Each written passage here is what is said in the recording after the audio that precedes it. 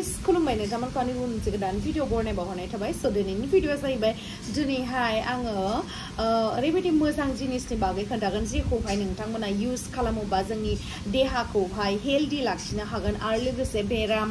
जानायनिफ्राय नोंथांमोना बारग'नो हागोन स बेनो जाहैबाय नेचार श्योरनि कालन्जी अइल नैबेयो नोंथांमोना बेनि पेकेजिंखौ नायनानै ला नै कालन्जी अइल ब्लेकसीड अइल आरोना बियो कालन्जी तेल नै नोंथांमोना नुनो मोनगोन स बेनिनो बागै आं नोंथांमोना दिनैहाय रोखा खिन्थागोन जायखौहाय नोंथांमोना बाहायोबा आं जेरैबायदि मोजां रिजाल्टखौहाय मोनदों बेबायदिनो नोंथांमोनाबो मोननो हागोन स फैदो दानिया आं नोंथांमोना बेखौहाय फारि खोन्थालांनो बेनिफ्राय मा जोंहा मुलाम्फा जायो स गिबियावनो आं खोन्थानानै होनि बेयो जाहैबाय 100% पियर एन्ड कोल्ड प्रेस आरोना बिराद मोजां जिनिस बियो नै नेचार श्योरनि कालन्जी अइलनि पेकेजिंआ बेफोरबायदि आरोना बेयावहाय नोंथांमोना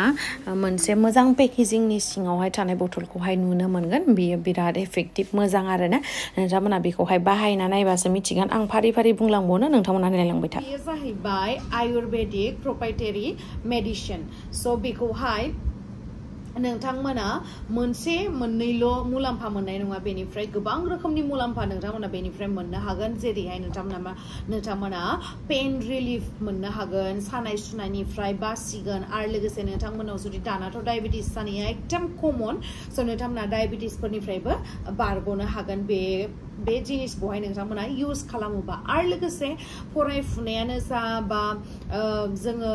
माबा मोनसे खामानियानो मावा मानो जोंनि जिथु ब्रेन मेमोरि बेबो इनहेन्स जागोन माने जोंहा गोसोखांनाय पावारफोराबो बारायगोन आरोना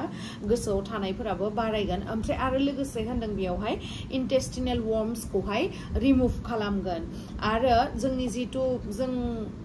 जाबाथाय जोंना डाइजेशन जायाना सोरनाबा ब्लोटिं जानानै थायो स बेफोरबायदियाबो डाइजेशन जानायावहाय गोबां हेल्प खालामगोन नैबे जिनिसा आं गोबाव समनिफ्राय इउज खालामबोनायखाय मोजां मोननायखाय आंबो नोंथांमोननो दिन्थिनो होननानै सानबाय नै बेफोरबायदि पेकेजिंआ खाथिनिफ्राय आं दिन्थियाखैमोन नालाय नोंथांमोननो नै नायनानै लाबानो जाबाय बथला बेसेखिनि गिदिर नोंथांमोना नुखादों जानांगौ स बेयो नुनायावसो बिदि जानांगौ खिन्थु बेखौ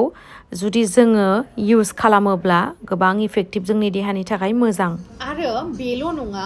जोंनि हार्टखौबो हेल्दी लाखियो आरो लोगोसे किडनि आरो लोगोसे जोंनि जिथु जोंनि ब्लाड प्रेसार स बेखौबो मेनेज खालामनानै लाखियो ल'बो खालामा आरो हाइबो खालामा आरो लोगोसे बेयावहाय जोंनि बनखौहाय स्ट्रं खालामो पिम्पल्स एक्नि बेफोरबायदि जानो होआ बिराद मोजां हेल्दी जिनिस बियो आरो लोगोसे जोंनि बिमाफोरा जिथु ब्रेस्ट फिड खालामोना बिथांमोननि थाखायबो बिराद हेल्पफुल आरो दाथ' जोंना गोबाङानो पाइल्सनि बेरामजोंहाय जुजिगासिनो बे पाइल्सआबो हामगोन नैबेखौ लाबानो आरो लोगोसे टिथखौबो जोंनिखौ एकदम हेल्दी लाखियो आरो लोगोसे मेनस्ट्रुएल क्रेम्स जिथु जायोना दाना सोरनाबा हिन्जावफोरना जायोना स बेबो बेनिफ्राय खारलांगोन आरो लोगोसे जोंनि इमप्रुभ खालामगोन जोंनि आइ साइटखौबो ओमफ्राय आस्थमा आरो हेपाटाइटिस ओमफ्राय बुस्टिं एनार्जि बुस्ट खालामगोन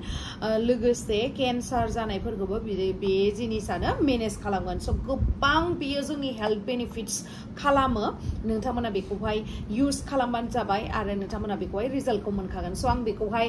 इउज खालामखायो नालाय नै बेनि बथला नै बेबायदि जायो आरोना नै बेबायदि पेकेजिंआवहाय मोनो नोंथांमोना बेखौहाय इउज खालामबानो जाबाय एसेबां दामनिबो नङा एकदमबारे एफर्डेबल प्राइसआवनो नोंथांमोना बेखौहाय मोननो हागोन आरो लोगोसे बे कालन्जी अइलआ नोंथांमोना बेखौहाय फिजिशियाननि स नोंथांमोना माखौथो नेनानै दङ थाबैनो थांनानै आंनि बे भिडिअनि डिसक्रिपसनावहाय लिंकआ होनाय दंखायो थाबैनो थांनानै नोंथांमोना अर्डार खालामदो आरो इउज खालामनानै नोंथांमोना निस्सय मोजां रिजाल्टखौहाय मोनगोन आरो आंनो खोन्थाहरनो दाबाव आरो बेनिख्रुइबो साबसिन खोथायानो जाहैबाय जोंनि स्किन आरो हेयारनि जिथु डिजिसफोर दङ बेखौहाय बियो फोखाबो आरोना स बिराद मोजां